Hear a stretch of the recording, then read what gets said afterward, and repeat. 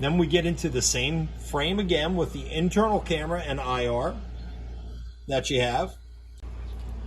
So if you need a little bit more to DVR, how about 3 channels? These models give you the ability to have an internal camera, a rear camera, and a front camera.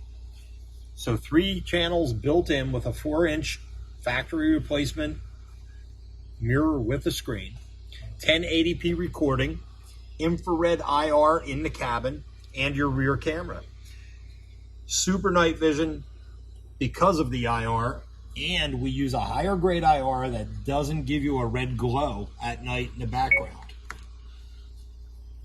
Taking a look at the controls on here, you can see right now we're displaying 3 different pictures. Internal right here, rear camera, and our front camera that we have here. By using the touchscreen technology, if I touch, it takes us into our settings mode, and we can use right and left to go through our settings, back out to our picture. This button here scrolls you through the display of 1, the rear camera, the internal camera, or all 3 cameras. This button here turns off your display for night driving. There's also a setting inside where you can set it to not display at all, display for 1 minute, or display for 3 minutes. If I touch the frame again, the panel comes back up. We can shut off our internal microphone for recording, and you can also lock the controls if you would like to. We go back, turn off the screen. Another feature of the mirrors is how you control them.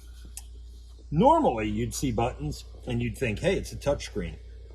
And what happens is a customer goes, well, it doesn't work. The reality of it in this model is it's a touch frame. By touching the black frame under the button, it operates the function. This keeps you from getting fingerprints, as you can see, all over the screen. Keeps it smudge free. So all you have to do is touch the plastic on the screen. Now on the frameless model, obviously there's no frame. Then we get into the same frame again with the internal camera and IR that you have. Or you can go to the frameless version with the internal camera with IR as well. So to talk about another feature of these mirrors that is available is auto-dimming electrochromatic glass. Now, what that means is the mirror itself will actually dim. So when a vehicle comes up behind you and you're blinded by their headlights, there's a sensor built into the front of the mirror, and that sensor picks up those headlights and it actually turns the glass a darker color. So instead of having to manually adjust it, it automatically adjusts it.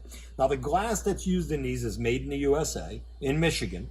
It's actually the same glass that's used on OEM mirrors and built in the same factory. The glass is then taken and built into these mirrors. So you're getting an OEM grade glass and electrochromatic glass with auto dimming at the same type of level as you would in a new car. The frameless version, the auto dimming glass is not available, only in the framed version, which requires this key to remove the screw. This is a special 5-point key that's designed just for the screw in the top of the cover. And even if you have a safety key set, you're not going to find the exact same one. So you remove the screw from the safety cover. Take the safety cover out, and the SD card is right here. And the SD card comes right out. Now, it's also important to note while we're doing this that if you're putting the SD card in, you need to make sure the SD card goes in the correct way. So the writing on the SD card would go towards the back of the mirror. Make sure it locks in all the way and it's flush. And then you're going to put your safety cover back on, just like it was. Insert the screw and run it down with the safety key. Now your SD card's back in the mirror DVR, safe, secure, and ready to go. Let's talk about mounting the mirror. one of the challenges out there is not all cars use the exact same mount. This one that you see here is a standard tombstone mount. It's used in Ford, General Motors, Chrysler, Jeep vehicles, and it has been for years and years. But what if you have a vehicle that is different? What's available are different mounts for the back of the mirror. Now this is a 2-ball mount, meaning that this will adjust at both the front and the rear, giving you a lot of flexibility for space. There are special mounts made for, say, Nissan vehicles, some short stubby mounts for Fords, Mercedes, just about every vehicle out. So there's 2 ways to do this. One is to actually replace the entire mount that goes on the mirror, or with an adapter. So this is the F1 mount, and basically what we're doing, there's a Phillips head screw in here.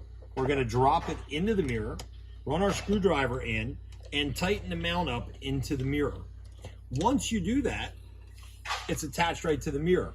The other way you can do this is there are adapters. To give you an example, for a Mercedes Sprinter van, there's an adapter that goes on the windshield itself, and then this piece will slip right onto that. So you have 2 ways of making sure you have the right fit. One is by ordering a different leg base to go onto the windscreen. 2 is to have the adapters available.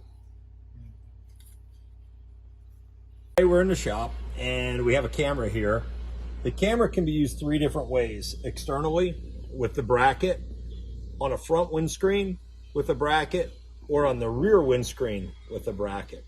When you receive the camera will be mounted in the rear windscreen bracket. To remove the camera, there's 2 small Phillips head screws in the bracket, and it comes with a screwdriver. Remove the Phillips head screws and then slide the camera from the bracket. You'll notice the 2 holes on the back of the bracket. Next, you want to take the same 2 screws that you removed and attach this bracket to the back of the camera using the 2 screws. The holes will line up, and then you're ready to go.